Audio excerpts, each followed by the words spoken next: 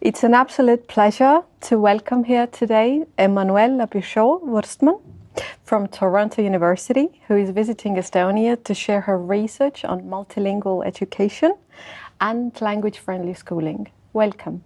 Thank you. I'm very honored to be here in this beautiful city of Tallinn. Oh, thank you. Your work encourages us to question some of the assumptions behind immersion and content and language integrated learning, and to think more deeply about language, identity, and inclusion in our classrooms. To start us off, you're currently living and working in Toronto. I know you speak several languages. Would you be open to sharing your language story with us, and what has your experience been with maintaining a language over time? Of course. Well, that's a very interesting question. And actually, together with two colleagues of mine, we edited a book in which we asked researchers to talk about their language biographies and how their language biographies had brought them to do the work they are doing at the moment. It's a beautiful book, Multilingualism in Education. Mm-hmm. Yes, gladly. So I was very monolingually raised. My parents were both French speakers, and I went to a village school in France, so it was all in French. And I was taught languages at secondary school, like everybody. So for me, it was Latin, Greek, English, German, Spanish. But to be honest with you, I didn't learn any of these languages in school. I was hugely bored in school. And I promised myself that I would never be a teacher because I was so bored. So I think I was the clown of the classroom I was the nightmare of the teachers, I think, from K to 12. And, but my parents were travelers. So they had lived in the US, they had lived in different countries. And my older brothers and sisters were multilingual. So I was super jealous of them. And then after high school, I went for a year to Italy. And there, I learned the language. Actually, within 3 months, I was able to speak the language almost fluently, but also to understand how people behaved. I thought I would spend the rest of my life there. I loved it. And I even wanted to marry an Italian guy, but it didn't work. I later came back to France. I met a Dutch guy. And then instead of going to the south, I went to the north. So I went to the Netherlands, and there I learned the Dutch language. Mm. And actually it took me 2 years to learn Dutch instead of 3 months in Italy, which taught me something very important. You know, Italian is a Latin language like French. So it was for me very easy to kind of transfer from the one to the other. Dutch is a Germanic language. So it was much more difficult for me to learn it. So I went to university, I wanted to study, and I had many friends there. But it was also more difficult for me to understand the culture. The culture was way further from the Latin culture I was used to than the Italian one, for instance. So it took me some years, even though my husband was Dutch. And then I got first 3 children, and interestingly, I really wanted them to be perceived as French. So I guess I wanted to project my identity on them. So I always spoke French with them. In the house, we had a rule, which was that we could talk the language that was not the language of the environment. Later on, we moved to the US for 2 years. The older was 7, and there in the US, we got a 4th child. So again, we had this rule of speaking a language that was not the language of the environment. So in that environment, in the Netherlands, in the US, we spoke Dutch or French, while when we were in the Netherlands, we would speak English or French.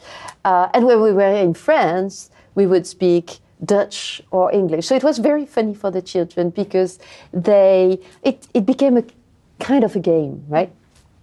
But still, I really wanted them to develop that French identity. That was very important for me. And my husband was very flexible, so it was okay to switch from one language to the other. And then I got a PhD there in the Netherlands, actually a PhD from France and the Netherlands, that I developed. My PhD project was around international schooling and communication skills of young children from K to grade 1. And I did my study in Switzerland, in Amsterdam, and in the US, which was very much, so the schools were clear schools, international schools, but really based on this clear approach to languages, what we call in Canada immersion. And yeah, so that's it. So that's how English, Dutch, French, and Italian came to my life. So you see, not through studying the language directly, but much more living in the countries. Very That's how I learned my languages. Brilliant. Thank you. How much do you use Dutch in your daily life at the moment? Oh, that varied a lot. So when I was in the Netherlands, I used to teach in Dutch, in English, a bit in French, but not that much, although I was in the French department. So French was still part of my life. I used to speak French at home. Dutch was really for the daily life, bringing the children to school, my friends, etc. But also a bit of teaching in Dutch. And then when I moved to Canada, all of a sudden Dutch became way less important, but French became way more important because I became the head of a research center for French among minorities in Canada and beyond. So all of a sudden French became way more important also in my work, also in the politics of my work. And Dutch less, so I lost a bit the Dutch language. So my Dutch now, so I'm going to the Netherlands after here, and I'm always a bit stressed because I'm going to be interviewed also in Dutch. And Dutch will have to come very fast back in my mind, because at the moment when I want to speak Dutch, it's mostly English that comes out of my mouth. So it's all, a cognitive exercise to switch from one language to the other, although French comes naturally because that's my mother tongue. If someone is hearing about your work for the first time, how would you describe language-friendly schooling in a nutshell, and why does it matter today? We came up with the concept of language friendliness because in academia we use a lot of words like bilingualism, multilingualism, plurilingualism, translanguaging to denote different aspects of language learning and being multilingual, being what we call languaging. But it became, the more we thought about it, the more we learned about it, but the more difficult it became to explain to teachers.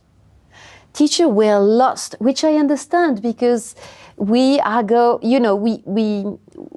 into philosophical discussions about language, but they need to understand concretely what does it mean, what you say? And then, together with my colleague, Dr. Ellen Rose Campbell, we came up with the concept of language friendliness, because who wants to be language unfriendly? Do you want to be language unfriendly? Nobody. We all want to be language friendly, right? And that is a concept that teachers, policymakers, everybody is able to understand right away. Being language friendly is simply welcoming all languages and being open to them, even if we don't understand them. I'm going to give you an example. Yesterday I was in the car coming from the airport to Tallinn, and the taxi driver was listening to the radio, and it was all in Estonian. And even though I don't understand a word of Estonian, I was able to catch what the conversation was about, because I could recognize words like democracy, or like the names of the important leaders of the world today, right? So I knew right away what the conversation was about. And not only what the conversation was about, but the orientation of the conversation. So being language friendly is just being open to languages. And being open to all languages means being open to people. If I'm open to languages, I am open to people, because languages don't exist without the individuals behind them, right? Whoa, thank you for that. Your lecture here in Estonia talks about looking beyond monolingual approaches in immersion and in KLEEL. What are these promises, and why do you think they fall short in real classroom settings? So it might be difficult to understand for people, because people imagine, there is a lot about imagination, how we imagine education. So when you think about international program, immersion program, KLEEL program, they have been named differently because of the historical and contextual differences between the societies. And because one situation is not the same as another situation, we came up with different concepts. But in a way, they are the same. What it means is that we teach not per se the languages, but through these languages that we want children or students to learn. So I'm going to teach you in French so that you catch not only the French language, but also the topic I'm teaching you, history, whatever, math, whatever. So that is what immersion or KLEEL or international schooling is. However, more than 20 years ago, I would say 30, even 40 years ago, because, these systems were developed just after the Second World War. It's very interesting because, for instance, in France, the first bilingual schools were created after the war on the border of Germany and France to allow for reconciliation. Isn't it beautiful? So learning the language of the other means that you want to make peace. That's a very important message. Learning the language of the other is actually bringing peace, because you are trying to understand the other through their languages, right? So that was why languages, international schooling or immersion or KLEEL were created. In Canada, the immersion schooling, which was mostly targeted towards the Anglophone population, and it was in the 60s. And the reason was that, there was two separate communities, the French language speakers and the English language speakers, who, they had their history, they have fought with each other very heavily. And the one being persecuted by the other, because the one being a minority and the other one a majority. And again, so in the 60s, these systems were created in a way to bring reconciliation, mostly for the Anglophone population, to learn the French language. So it's interesting because it all comes down to the same. You want to bring a bridge. You want to bring peace. You want people to be able to reconcile through languages. I don't remember exactly what your question was, but I hope I answered it. Yes, you did. let's bring the idea into a real world context then. Right, I understand. So what are the limitations? Yes. Okay, I'll come back to that. Yeah, we can take that in the next question, within the next question as well. In places like Estonia, for instance, where classrooms are becoming more linguistically diverse as well, these questions feel very relevant. What should we then be careful about? And on the flip side, what do you see as the biggest opportunity right now? Right. So I started my reasoning by telling you that we thought that by teaching through the language, we would bring the language in a more natural way to the students. So our approach mostly targeted quantity. So we, and this was very interesting because what we realized was that if we were only to teach a certain number of hours of language per week, then the learning of the language would be limited. So we decided if we are going to teach subject through the language, then there will be more, students will be more exposed to the language. But it was more than exposure. It was also students will have to use the language. So you see, we go from exposure to interaction. We realized that students would learn the language by interacting in that language, by using the language. So we went from quantity to actually quality, okay, right? And then we have been very obsessed with quantity for a number of years, until we realized that quantity was not enough. We needed to bring more quality of the language. What did it mean, quality? Quality didn't mean that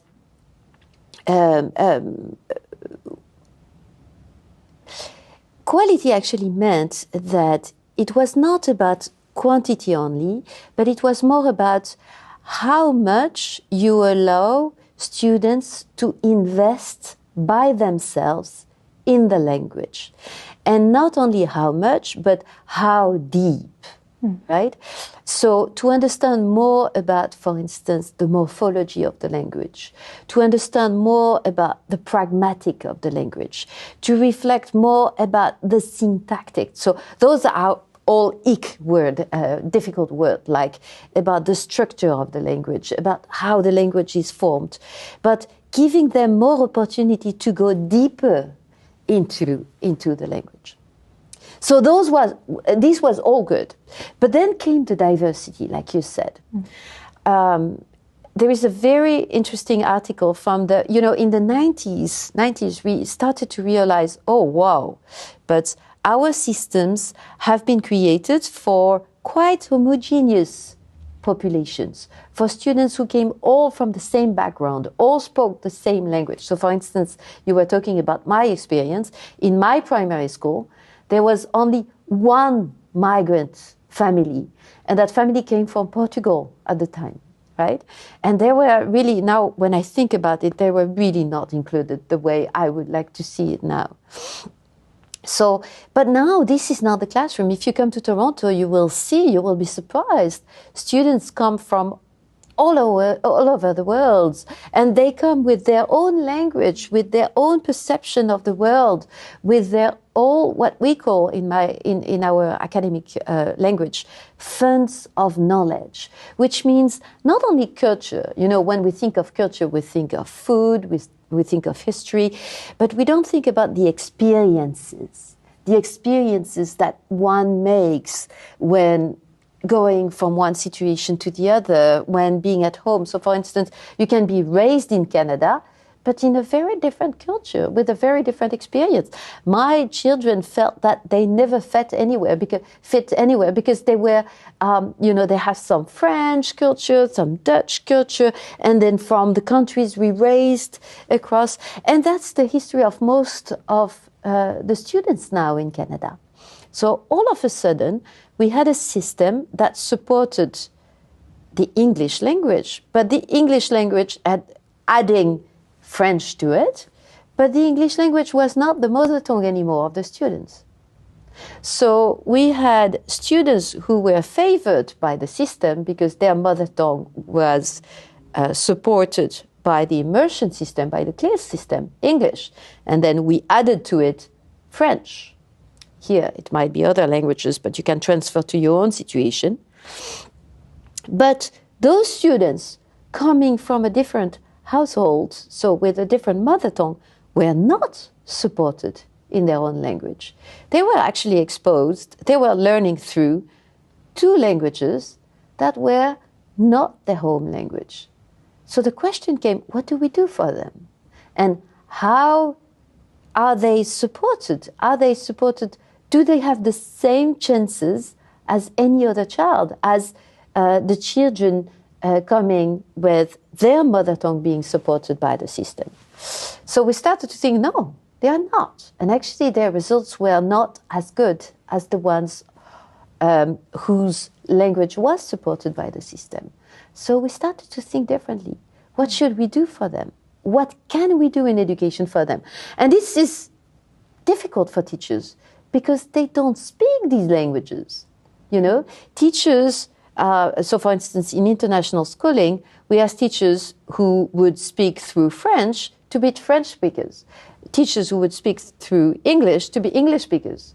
But we didn't ask them to speak, I don't know, Dutch or Arabic or Turkish or Chinese or Mandarin or whatever, which is the same language, by the way. But so for teachers, wow, that was a difficult question, and for researchers too.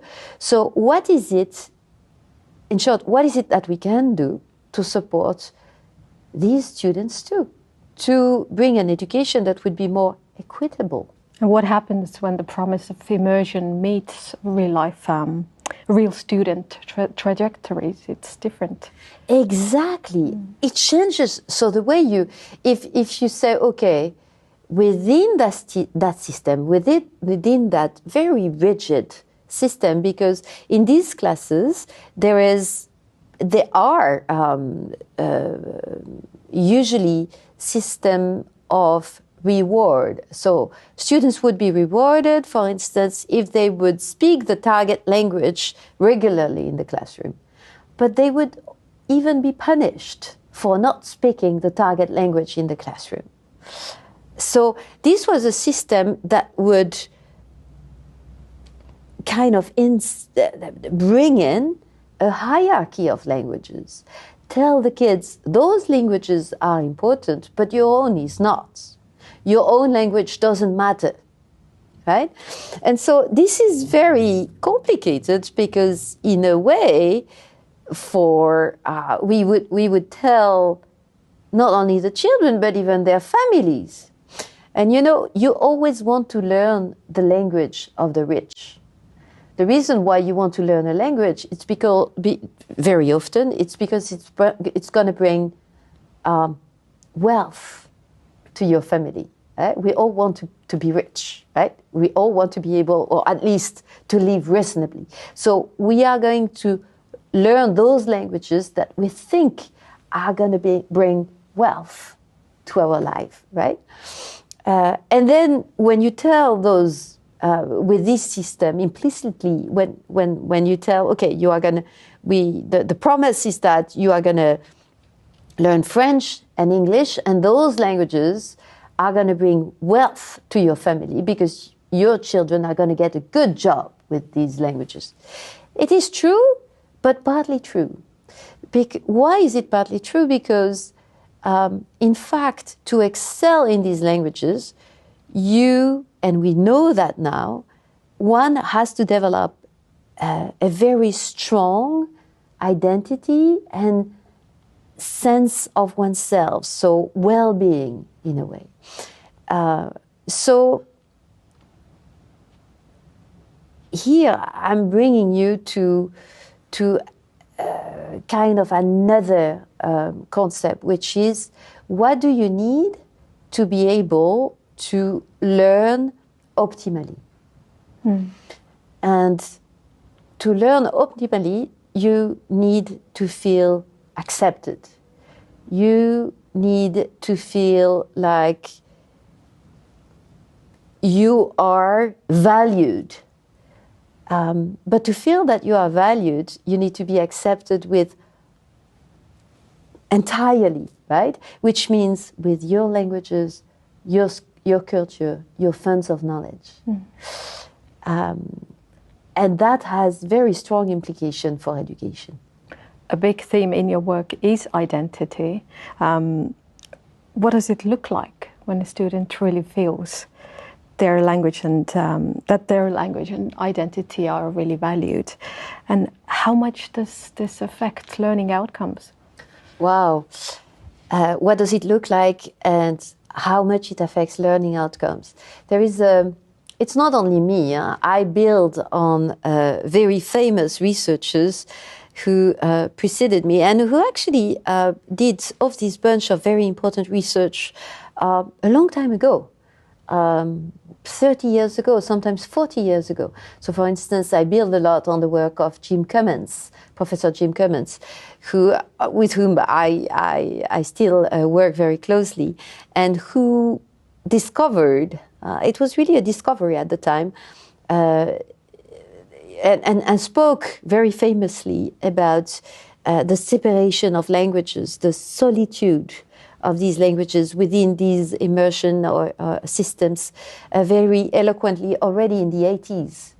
I also build on the work of Bonnie Norton, and that's more about identity. So Bonnie Norton from Vancouver developed this notion. She said what she said basically, and I hope she would agree with me when I quote her.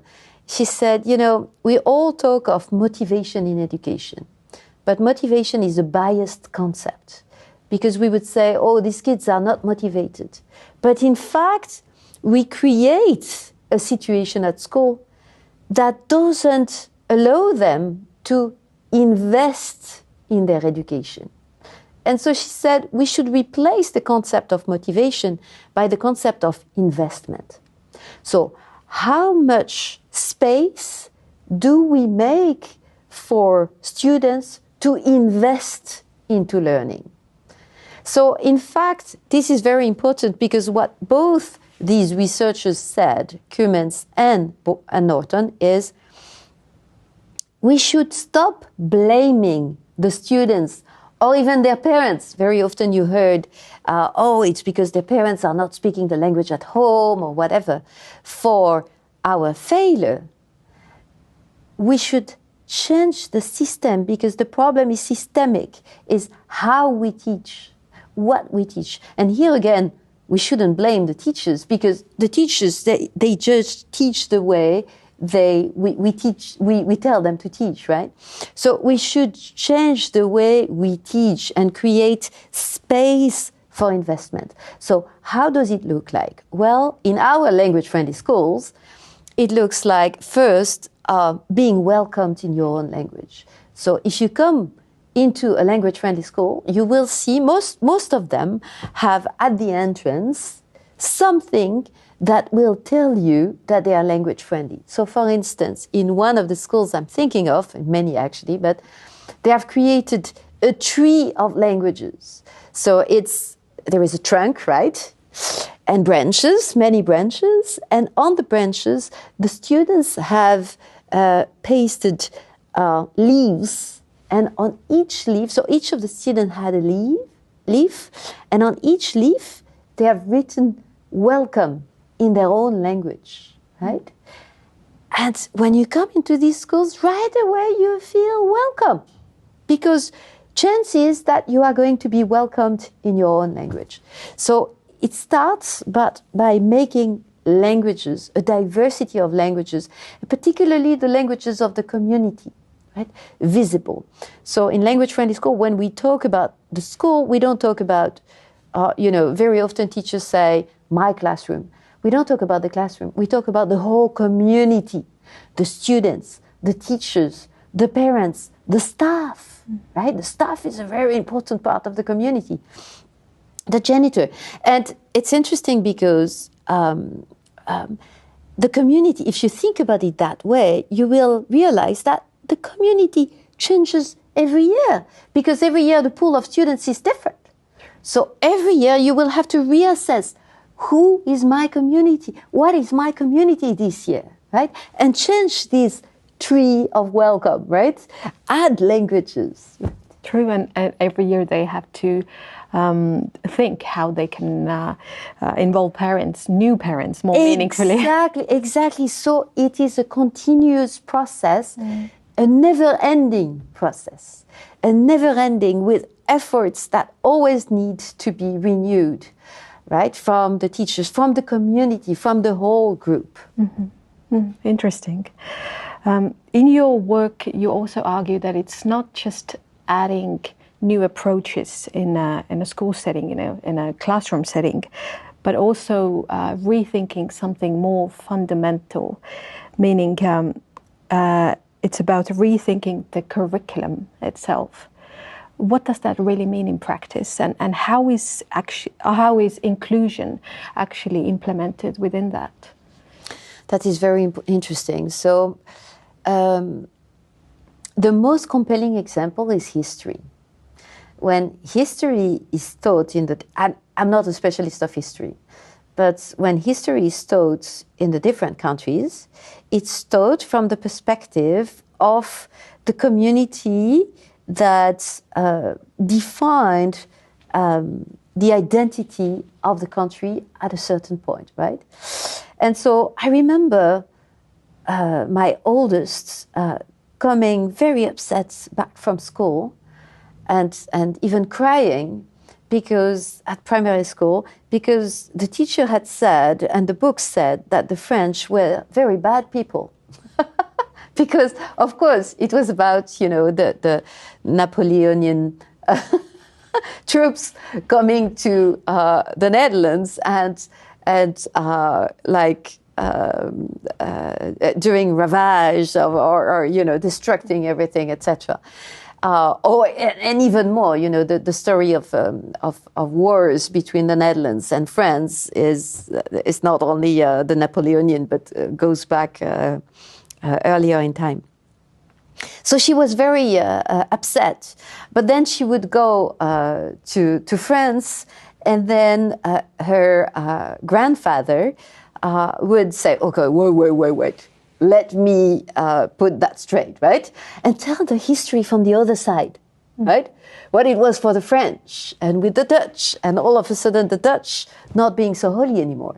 So subjects are always taught from the perspective of the community that was there originally.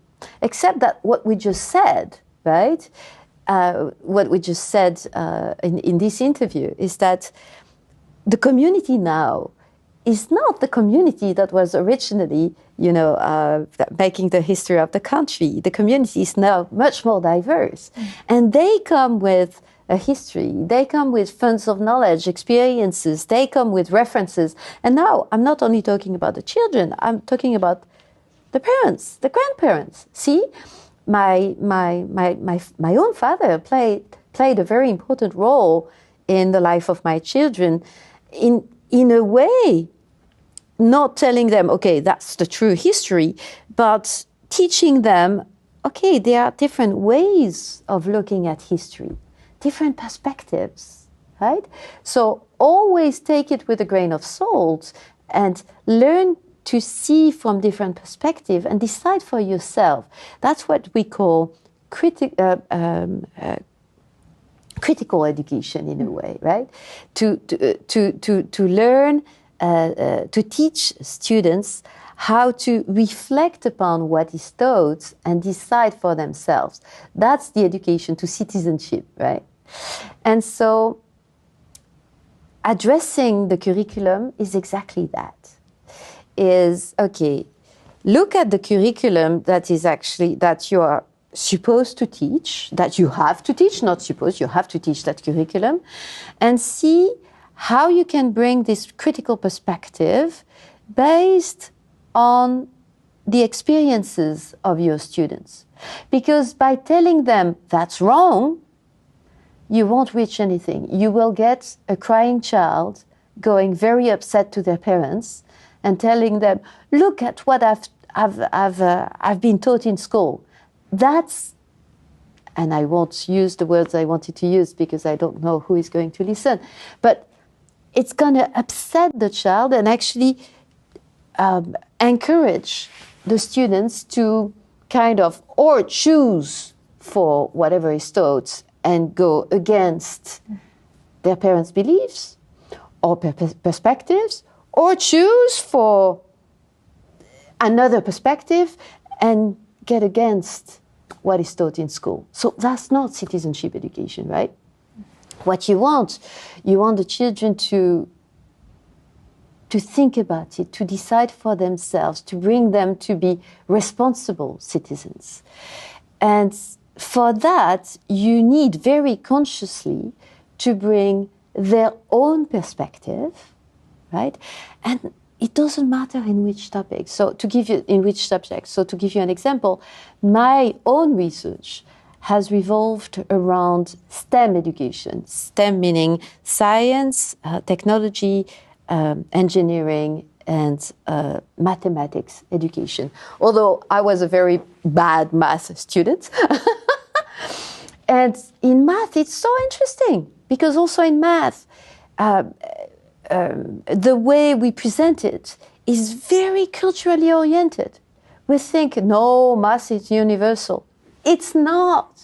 It's actually very universally oriented. Even the way you write the numbers, or the direction of the math sentence, or even the references of scientists in math and physics.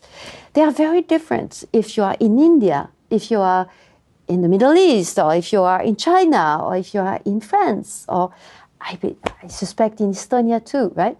And so bringing these perspectives is saying, okay, your knowledge is valuable.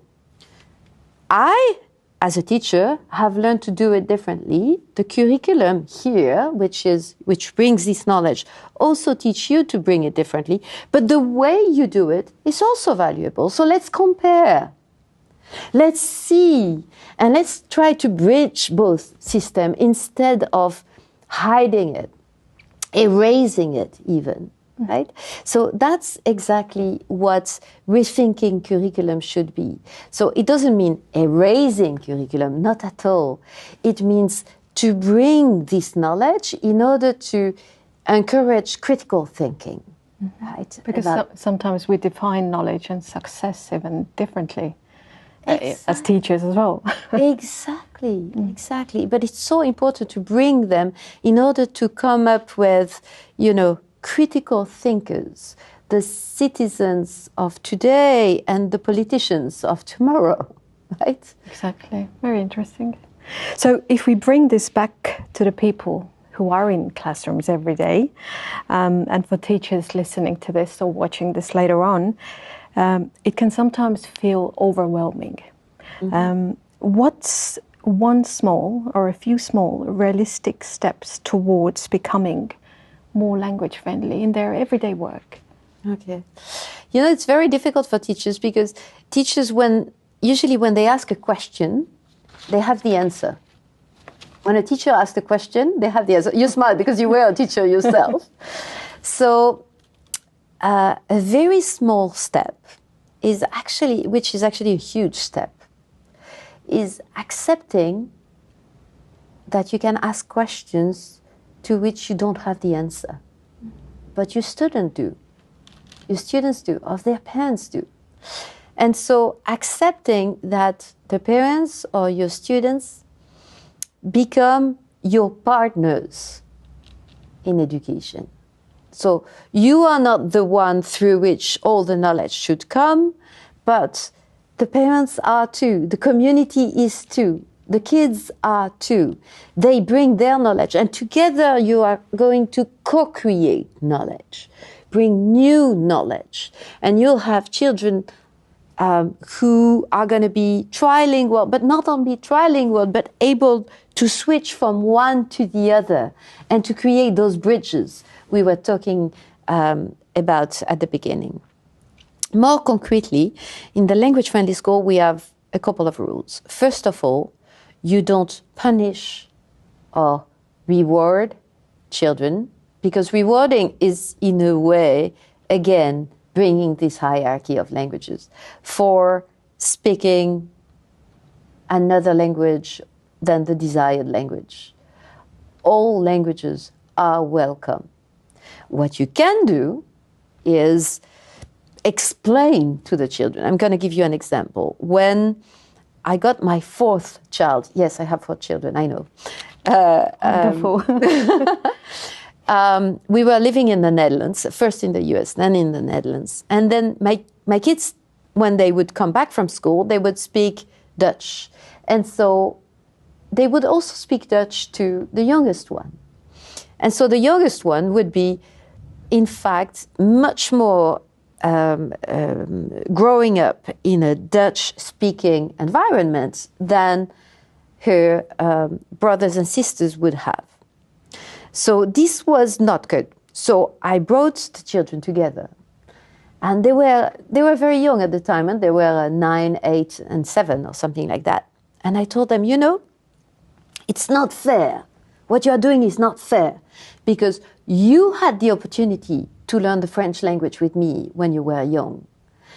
But with your younger sister, you are not speaking Dutch, so you don't give her the opportunity to learn the language the same way you got the opportunity.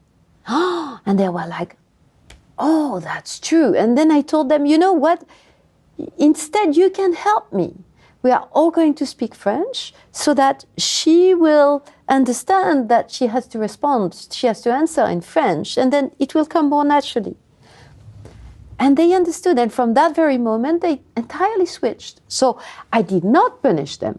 I did not tell them that they had to speak French, but I told them, you are an educator with me. You are part of it. We co-create education together, right? And they accepted it. And so I believe teachers can do the same in the classroom. They can talk to children and say, you want to learn that language. So let's say for the next half hour, it's going to be only in that language. And then you'll have 5 minutes when you can discuss it in your own language in order to make sure that you understood everything very well. And then we're going to switch again. So again, make students responsible of their own learning, creating space for investment. Jim Cummins would call it teaching for transfer, which is teaching students to transfer from one language to the other. Because what his work brought, and that's more about, it's less about the affective aspect, but more about the cognitive system. What his work brought was the idea that you don't relearn everything when you learn a new language. You just transfer your skills from one language to the other. So for instance, if you know how to read, I'm not going to teach you to read again. I'm just going to teach you to transfer your skills from one language to the other. You don't relearn to read, right? So at school, it's the same. We should teach students to transfer from one language to the other. Same for math. If you know how to do math, you are not going to relearn how to do math. No, you will just have to transfer your skills to another language. So that's exactly what should happen in the classroom. So in the language-friendly school, we ask teachers to do so, but we usually think of teachers as very isolated within their own classroom. But actually they are not. They are part of a school, of a team, of a community. And so in the language-friendly school, we say, you join with a team. So the principal has to be on board, because the principal is a very important, is key to change, is key to transformation in a school. So the principal has to be on board, but you also need to come with at least 1 or 2 teachers who are with you. So you need to form a team. And then, because, teachers, they can do amazing stuff, but usually they close the door of their classroom. We even had teachers who would say to us, when I build on the languages and knowledge of my students, I close the door of the classroom because I'm afraid that others will hear me because internally they think what I'm doing is wrong, right? I shouldn't teach through, build on the knowledge of these students. But actually that's wrong. It's in their head. They are still teaching through the language in which they are teaching the subject. But it's perfectly okay to bring the knowledge of the students within, right, the curriculum. Not only it's okay, but it's the only way to get the best achievements for your students, right? To allow them to function at their highest cognitive level. And that's what you want, right? So we ask them to come with a team. That's a very important key aspect of the language-friendly schools. Very interesting. Let's project forward a bit to sum our conversation up as well. If we imagine a school that truly embraces linguistic diversity, what would that look like, let's say, in 10 years' time? Oh, that's beautiful. Well, actually, I think I don't need to imagine it because I already have it.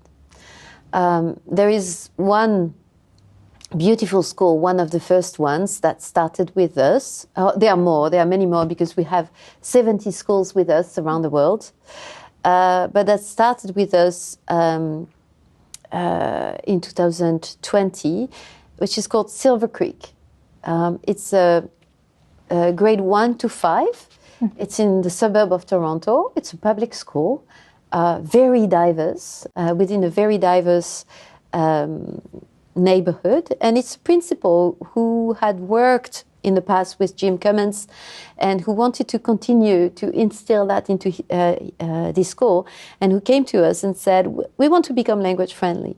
And so we started with their team, and they actually embraced it all. And there was an Estonian team that visited us in November, and I brought them to Silver Creek. You should have seen their eyes. They couldn't believe it. They had students bringing them everywhere and introducing them to their languages, to their learning, to everything they had done with the different languages. And it really sounded like a paradise. So it is a paradise. And in fact, the director, it's very interesting, the principal, he said, I realized the impact of the language-friendly school when I went to a meeting with all the principals of my school board. And I realized that my school was the only one in which we did not report any violent incidents within the past years. So that's quite an impact. Now you are asking me to reflect about the future, what's in 10 years. Well, you know, one of the problems we have at the moment, and on which I'm working very intensely in my research, is that it's very nice. Everything I said is very nice about about curriculum and school-based curriculum and how you can address it and language friendliness. But there is a reality, and the reality is that teachers still have to classify, categorize students, prepare them for assessments and systems that are still very much monolingually and monoculturally oriented. So in fact, the system is asking teachers to put students into boxes, but they don't fit into these boxes. So you can imagine, you can picture it. You see teachers trying to fit their students into the box, but it's not working. The box is not at the size of the students anymore. So if I had to imagine a system in 10 years from now, I would imagine a